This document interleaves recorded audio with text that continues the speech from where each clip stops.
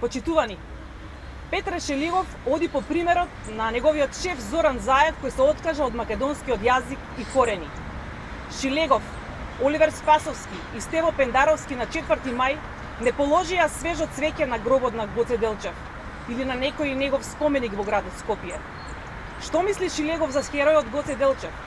И каков е односот на градот покажува унатазаниот споменик на Гоце Делчев зад мене, препун со графити, оштетувања и негрижа од страна на градската власт.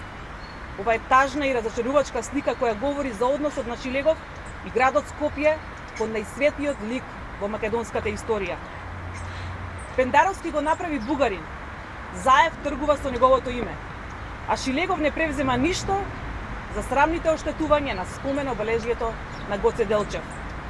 Како тргнал, ќе ни каже дека ќе го сруши и овој споменик, бидејќи тоа е неговиот наратив. Шилегов е платен од граѓаните на народот, а не од Зоран Заев. Доколку не му се допаѓа македонската историја и не сака да ги штити македонските интереси, задолжително да си поднесе оставка, бидејќи и самиот кажа дека не жива од плата, тоа нема да му биде проблем. Така ќе ги спаси скопјани и градот Скопје од неговата неработа и неспособност. Действијата на Шилегов се само дополнување на негаторскиот однос на Бугарија кон Македонија, кој го имаме само заради Зоран Заев.